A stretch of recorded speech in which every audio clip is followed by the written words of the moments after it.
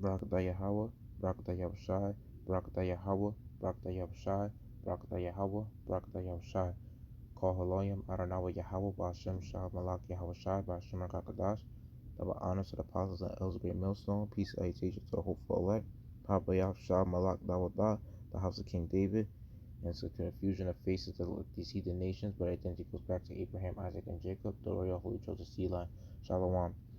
And this lesson is going to be about loaning and charging interest on money is wickedness. And this is the same practices that America does to this day. They've been doing this for like a couple of years, and it's just getting worse and worse. And basically, this is the same practices that from the Federal Reserve, when Woodrow Wilson signed the Federal Reserve Act, they basically in 19 I think it was 1912 or 1913 that he signed the Federal Reserve Act, which allowed money to be basically to lose its value over time, pretty much, because it's like there's so much money being increased in value. Like there's so much money, like the amount of money is being increasing, and the value of money is decreasing, and money is like what you call it money is also a lot of things in this society are also taxed as well. And then when you take out a loan from a bank, you got to pay that interest, and that's what the government basically that's what they do. They have people paying taxes because the Federal Reserve loans money to the government, which is not even backed up by anything. It has no intrinsic value. It's just all money based on a computer screen, all numbers shown on the fucking computer screen. It's not backed up by gold or silver or by anything valuable as it was before the Federal Reserve came into power. So now the Federal Reserve was responsible for like but these bankers, they're responsible for like looting a lot of people's resources. So yeah. And then Deuteronomy 23:19 says, "Thou shalt not lend upon usury to thy brother, usury of money, usury of victuals, usury of anything that is lent upon usury. Unto a stranger thou mayest lend upon usury, but unto thy brother thou shalt not lend upon usury. That the Lord thy God may bless thee in all that thou settest thy hand to in the bracket to in the land whither thou goest to possess it. Whether thou shalt vow unto the Lord thy God, thou shalt not slack to pay it, for the Lord thy God will surely require it of thee, and it will be sin in thee." Yeah. So basically, like, I know he was talking to mostly our people, because most of the laws, all the laws and stuff are made for our people. The heathens weren't gonna follow it. They knew of it, but they weren't gonna follow it. And especially Esau, you know, he don't even follow any law. So yeah, and pretty much this is not really Esau's land, America, because this land was actually founded by the Gadites, right? Which were the so-called Native Americans. It was founded by them. It's just that, like, they like I said, our people, we lost our power because we was worshiping false gods and stuff like that. We did a lot of wickedness in our past lives. So that's why the Most High sent our judgment upon us, and he allowed the heathens to take over us, according to Deuteronomy 28. So yeah, and the point I'm getting at is where how what you call it, Esau, like, that's what he will do. He will charge us with the money. He will use the money. He will loan money to us through the banks, and then now we got to pay that money back in interest and stuff like that. And Esau acts like the stuff that he's lending is actually his, when actually he just stole it from our people, and he's charging our people a lot more just to just to work our asses off to pay him. He's even doing it to his own people. That's the sad thing about it. That's how much of a devil Esau is. And he got the heathens doing the same damn thing. And that's what I curse in Isaiah 30. I think it was the 30th chapter where it says something about the Most High will set up Egyptian against Egyptian. He's doing that like with this tactic, how they're loaning money to each other and charging each other interest. You know, so and we're not even and the part I'm getting at with when I mentioned about the Native Americans, yeah, as it says in verse 20 that you could lend usury upon a stranger. We're not no strangers in this land because this land was actually, you know, this land was actually run by the Gadites at first because they found it first. It's just that the Edomites did a lot of shit, like they tricked them um, into basically they killed them off, with Christopher Columbus and other Europeans that came over here. They killed they killed the Native Americans off, and they did a lot of wickedness like that. They gave them a lot of sicknesses, you know. So that's what they did. But I'm going to give a few more scriptures. Wait, before I give any scriptures, I just want to show the definitions of the words victuals and usury. Victuals is food for human beings, prepared for eating, that which supports human life, provisions, meat, sustenance. Yeah. Hmm. And a definition of usury is formerly interest or a premium paid or stipulated to be paid for the use of money. In present usage, illegal interest, a premium or compensation paid or stipulated to be paid for the use of money, borrowed or retained, beyond the rate of interest established by law. Yep. In Leviticus 25 and 36 says, take note, no, Salakia. Leviticus 25 and 35 says, and if thy brother be waxen poor and be fallen in decay with thee, then thou shalt relieve him, yea, though he be a stranger or sojourner, that he may live with thee. Take thou no usury of him, or increase, but fear thy God, that thy brother may live with thee. Thou shalt not give him thy money upon usury, nor lend him thy victuals for increase. So it says it twice. And the third time it says it is in Ezekiel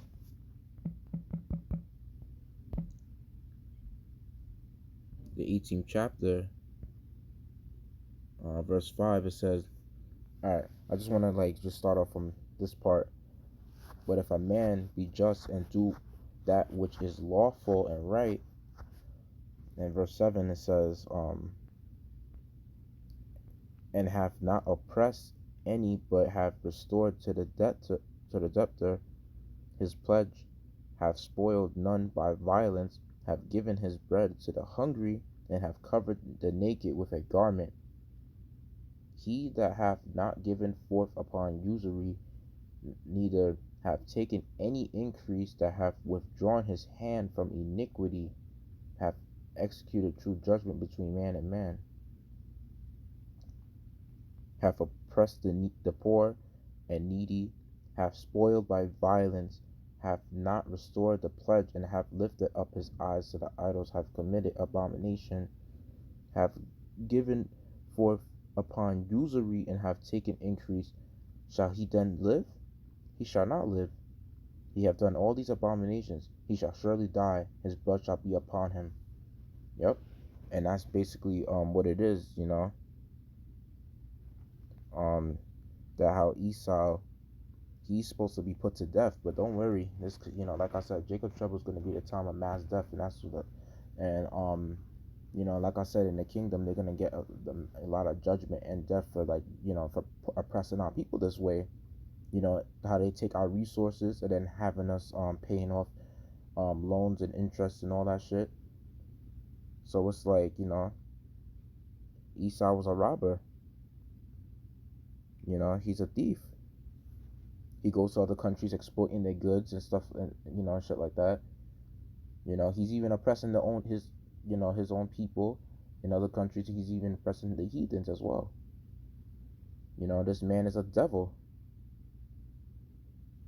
So, you know, he it tells you in the Bible you not even supposed to take out. You're not even supposed to what you call it, to have people paying for loans and stuff like that and paying for interest on that. Yeah, you're not supposed to have people doing any of those things. And you're supposed to be the type of person to give. And then you see the Bible says it, but Esau doesn't do that.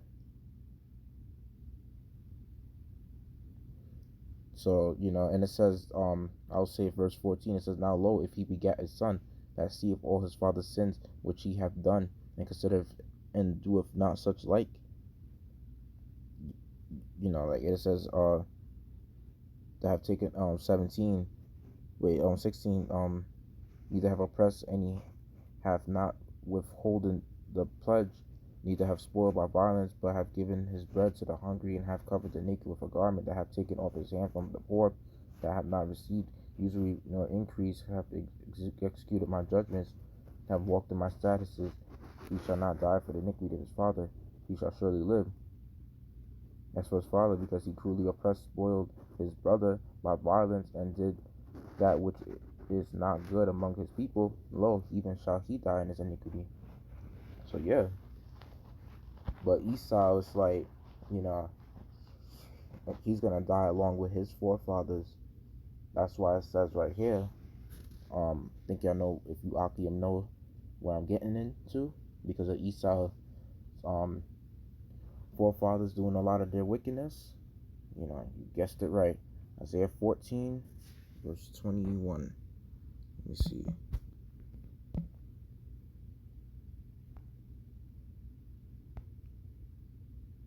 So it says right here, Isaiah 14:21, prepare slaughter for his children, for the iniquity of their fathers, that they do not rise nor possess the land, nor fill the face of the world with cities. For I will rise up against them, saith the Lord of hosts, and cut off from Babylon the name, and the remnant, and son and nephew, saith Adonai.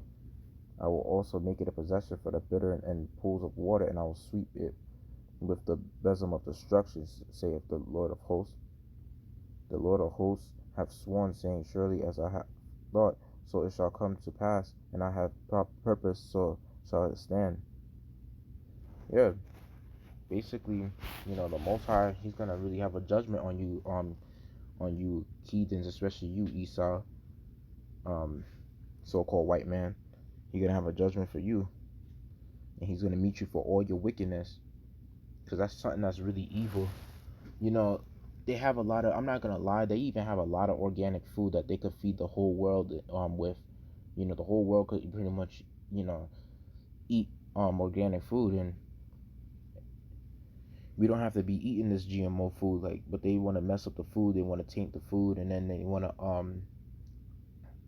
to make the food so damn expensive, because if you look at the prices over the years, um food, like the purchasing power of like buying food is like what $20, what you could buy with $20 in the past. Like, you can't you can't get as much stuff when you buy $20 with something now. You only get a few things. Then this is what Esau did when he brought the Federal Reserve into action, when he brought it into the to the society in 1913. So yeah, it says right here, um visualizing purchasing power of the dollar over the last century. It's no secret that $1 now will get you less than it would 100 years ago, but just how much the purchasing power of the US dollar decreased over the years? To illustrate this, we created a visualization that demonstrates the rise and fall of the dollar since 1913. Using this graphic, we can see how inflation and changes in the consumer price index have decreased the dollar's purchasing power over the last century. So you see, the rise and fall of the dollar purchasing power of the US dollar in 1913 to 2019. $100 in 1913 will only be worth about $3.87 today. While the purchasing power of the dollar has gone up and down since 1913, it has never surpassed the purchasing power it had in 1913. The purchasing power of U.S. citizens has always topped the charts, but that could be changing in the future. Inflation impacts nearly all variables of macroeconomics, and many believe that current U.S. inflation levels are too low. So yeah, man. See, Esau, like he be fucking with our money, man. You see, and it shows you that what is $100 worth in 1913 over time? 1913, $100 was actually $100. So 1923 became like about $57. 1933 became like $76. 1943 came to $57, and you know, and over time it just started decreasing in value. So 2019 is $3.87.